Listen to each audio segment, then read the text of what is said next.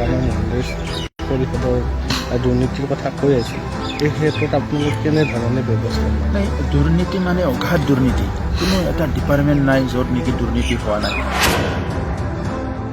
কালি আপুনি এটা কথা কৈছিল যে 10 দিনৰ ভিতৰত হাগ্ৰামা জেললৈ যাব। শোণিতপুৰ ডিষ্ট্ৰিক্টত তেনেকুৱা এটা মন্তব্য দিয়া মই কোৱা নাই। ফৰেষ্ট ডিপাৰ্টমেণ্টটো আৰু ভয়ংকৰ।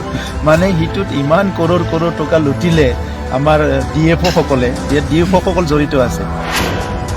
যিসকলে কৰাপশ্যন বুলি কৰিম বুলি ভাবি আছে এতিয়াও, তেখেতসকলে আৰু এই মানে BTC অফিচখন এৰি যোৱাই ভাল। আসাম দৰ্শন ইয়াৰ ওপৰত আমি চাৰিজন ডেপুটি কমিশ্যনাৰ আৰু আমাৰ ছেক্ৰেটাৰিয়েটৰ লগত আমি এটা ভিডিঅ' কনফাৰেন্সিং কৰিছোঁ। আৰু ইয়াত অৰুণোদয় আঁচনি খুব ভালকৈ কেনেকৈ ইমপ্লিমেণ্ট কৰিব পৰা যায়, আৰু ইয়াৰ লগতে আসাম দৰ্শন য'ত নেকি আমাৰ পুৰণি আমাৰ যিবিলাক সত্ৰ আছে, মন্দিৰ আছে, নামঘৰ আছে, এইটো বাথৌ মন্দিৰ আছে, সেইবিলাকৰ কাৰণে অসম চৰকাৰে এটা অনুদান দিছে। আৰু সেইটো খুব এটা ভাল আঁচনি, আৰু সেই আঁচনিটো আমি চবেই ভাল পাইছোঁ। আমাৰ গাঁৱৰ মানে এটা অনুষ্ঠান বুলি এটা কেন্দ্ৰবিন্দু যদি থাকে, এইটো আমাৰ ধৰ্মীয় অনুষ্ঠান। তো সেই ধৰ্মীয় অনুষ্ঠানবিলাকক যদি আমি অলপ সহায় কৰিব পৰা যায়, তেতিয়া গাঁওখন সুন্দৰকৈ চলি যায়। তো ইমান দিনে এনেকুৱা কোনো আঁচনি আমাৰ তাত অহা নাছিলে, আৰু আজি প্ৰথমবাৰৰ কাৰণে এই বছৰত এনেকৈ আঁচনি অহাটো আমি ভাল পাইছোঁ। আৰু সেই আঁচনিখিনি সফল ৰূপায়ণ কৰাৰ কাৰণে আমাৰ BTR যিটো গভৰ্ণমেণ্ট, আমি সেইটো সজাগ হৈছোঁ, আৰু ইতিমধ্যে আমি প্লানিংটো আমি কৰিছোঁ। গতিকে এই আঁচনিটো সফল ৰূপায়ণ হ'ব বুলি আমি আশা কৰিছোঁ, আৰু ৰাইজৰ বহুত লাভান্বিত হ'ব, এইটো আমি আশা কৰিছোঁ। হাগ্ৰামা মহিলা পৰিষদৰ দুৰ্নীতিৰ কথা কৈ আছিল। এই ক্ষেত্ৰত আপোনালোকে কেনেধৰণে ব্যৱস্থা লয়? নাই, দুৰ্নীতি মানে অগাধ দুৰ্নীতি। কোনো এটা ডিপাৰ্টমেণ্ট নাই য'ত নেকি দুৰ্নীতি হোৱা নাই। আজি আমি মিটিং কৰিলোঁ এডুকেশ্যন ডিপাৰ্টমেণ্টৰো বহুত লাইবিলিটিছ আছে, আৰু 80% পইচাটো খালি ষ্টীল ফাৰ্নিচাৰ ছাপ্লাইত খৰচ কৰিছে। 80% পইচা।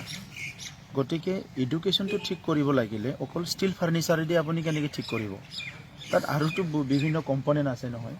ষ্টুডেণ্টবিলাকৰ লগত প্ৰগ্ৰাম কৰিব লাগিব, টিচাৰসকলৰ লগত প্ৰগ্ৰাম কৰিব লাগিব, পলিচি মেটাৰত অলপ ইণ্টাৰভেন কৰিব লাগিব, কেনেকৈ কোৱালিটি এডুকেশ্যন ষ্টুডেণ্টসকলক দিয়া যায়, ইয়াত গাৰ্জেনসকলক জড়িত কৰাব লাগিব, এটা পৰিৱেশ গঢ়িব লাগিব, হায়াৰ এডুকেশ্যনৰ কাৰণে ষ্টুডেণ্টসকলক আমি ছাপোৰ্ট কৰিব লাগিব। তো এই কামবিলাক যোৱা মানে 17 বছৰত হোৱা নাই। ইয়াত অকল হৈছে কি ছাপ্লাই, খালি ছাপ্লাই আৰু ছাপ্লাই। তো সেইকাৰণে এতিয়া এই এডমিনিষ্ট্ৰেটিভ ৰিড্ৰেছ আৰু অলপ ষ্ট্ৰীমলাইনিং কৰাত অলপ সময় লাগিব। আৰু দুৰ্নীতি কথাটো আপোনালোকে যদি সোধে, আমাৰ তাত অলৰেডি হোৱাইট পেপাৰ আহি গৈছে। প্ৰত্যেকটো ডিপাৰ্টমেণ্টৰ দুৰ্নীতি আছে, আৰু আপোনালোকক এটা ডিপাৰ্টমেণ্ট হিচাপে আমি কোকৰাঝাৰত মিটিং পাতি পেলাই আপোনালোকক চব জনাই দিম। কালি আপুনি এটা কথা কৈছিল যে 10 দিনৰ ভিতৰত হাগ্ৰামা জেললৈ যাব। শোণিতপুৰ ডিষ্ট্ৰিক্টত তেনেকুৱা এটা মন্তব্য দিয়া মই কোৱা নাই, কিন্তু আমি এটা ছ'চিয়েল মিডিয়াত পাইছোঁ। এইটো কোনোবা লিখি দিব পাৰে, কিন্তু মই এনেকুৱা কোৱা নাই কি 10 দিনৰ ভিতৰত জেলত যাব। তথাপিতো কোনোবা MCLA এনেকুৱা জেলত যোৱাৰ কথাটোতো মই যোৱাকালি কোৱা নাই, কিন্তু জেলততো যাবয়ে। জেলত নাযাকে ক'ত সাৰিব? ইমানখিনি দুৰ্নীতি কৰি জেলত নাযাকে ক'ত সাৰিব? জেলতো যাবই লাগিব। আৰু ইয়াত এটা CBI ইনকুৱাৰী হ'ব। আজি ইৰিগেশ্যন ডিপাৰ্টমেণ্টত যিখিনি কৰাপশ্যন হৈছে, ইয়াত মানে CBI ইনকুৱাৰীৰ বাহিৰে বেলেগে ইনকুৱাৰী কৰি একো লাভ নাই ইৰিগেশ্যন ডিপাৰ্টমেণ্টত। আৰু ইয়াৰ লগতে যিটো আছে CD ফাণ্ড বুলি, য'ত হাগ্ৰামা মহিলাৰী ডাঙৰীয়া নিজে এই ফাণ্ডটো ইউটিলাইজ কৰিছিলে, এই ফাণ্ডটোত মানে কোনো এনেকুৱা নাই কি দেখাব পৰা বস্তু বহুত কম আছে তাত। গতিকে এই পইচাবিলাক খোৱাৰ কাৰণে কৰিছিলে। তো এনেকুৱা স্কিমছবিলাক যেতিয়া আপোনাৰ এইটো হ'ব, ইনকুৱাৰী হ'ব, তাততো জেলত নাযাকে কোনো থাকিবই নোৱাৰে। যোনে বিষয়া চাই আছে তেখেতেও জেলত যাব, যোনে মানে আজি ইয়াৰ দায়িত্বত আছিলে, EM চিফ, ডেপুটি চিফ যোনে নহওক, সিও জেলত যাব। বিগত আপুনি কাৰ্যভাৰ লোৱাৰ পিছত কেইবাটাও ডিপাৰ্টমেণ্টত আপুনি ভিজিট কৰিছে, মানে কি দেখিছে এই ডিপাৰ্টমেণ্টত? এই বহুত বেয়া অৱস্থা। আজি আৰ্বান বডিজবিলাক যিটো আমি চাইছোঁ, আমাৰ মিউনিচিপালিটিবিলাকৰ অৱস্থা ভাল নহয়।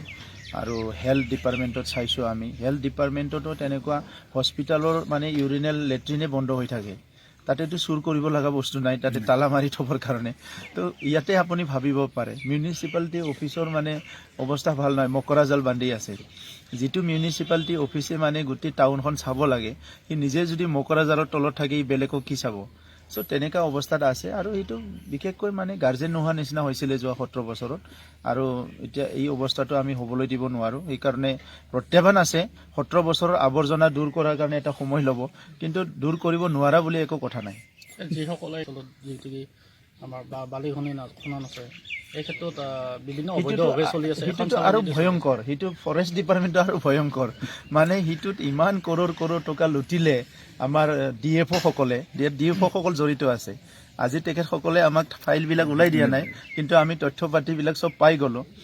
মানে এজন DFO আমাৰ যোৱা 17 বছৰত চাগে বহুত কৰোৰপতি হৈ গ'ল ইয়াৰ পৰা। তো ইয়াত মানে কোনো লাইচেঞ্চ নোহোৱাকৈ ক'ৰবাত মানে সেইটো বনাইছে, ক্ৰেচাৰ মেচিনৰ বহাইছে, কাৰোবাৰ লাইচেঞ্চ নামৰ কোনোবা বহাইছে, আৰু ইফালে ৰাস্তা বনাবৰ কাৰণে মহলটো দিয়া হৈছে, মানে কিবাটো আপোনাৰ মহলৰ টেণ্ডাৰটো আপুনি গোটেই লৈ যাই পেলাই বাংলাদেশলৈকে বিক্ৰী কৰিছে। সেইবিলাকতো মানে সহজ কথা নহয়। ইফালে আপুনি বায়'ডাইভাৰ্চিটিটো শেষ কৰিছে, আনপানেদি আমাৰ ৰেভিনিউ যিটো পাব লাগে সেই ৰেভিনিউটো শেষ কৰিছে।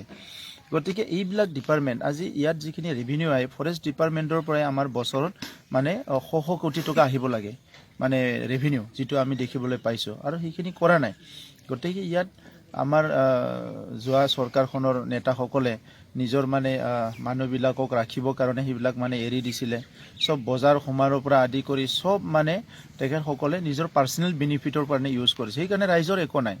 তো এতিয়া আমি কি কৰিম মানে আমাৰ সময়ত আমি ৰাইজৰ কাৰণে কাম কৰিবলৈ আহিছোঁ। গতিকে ফৰেষ্টৰ ৰেভিনিউ সঠিকভাৱে পাব লাগিব। ফৰেষ্ট কোৱেটত 500 টকা 700 টকা লয়, কোনোবা 1000 টকা লয়, সেইবিলাক ৰেভিনিউ কোনো নাযায়। তো আজি এইবিলাক গোটেই বন্ধ কৰি দিয়া হ'ব। যিবিলাক মানুহ কাম কৰিছে তেখেতসকলক দৰমহা প্ৰপাৰলি দিয়া হ'ব, যি ডিপাৰ্টমেণ্টতে নকৰক কিয়, কিন্তু কৰাপশ্যন কৰিব নোৱাৰিব। আৰু যিসকলে কৰাপশ্যন বুলি কৰিম বুলি ভাবি আছে এতিয়াও, তেখেতসকলে আৰু এই মানে BTC অফিচখন এৰি যোৱাই ভাল।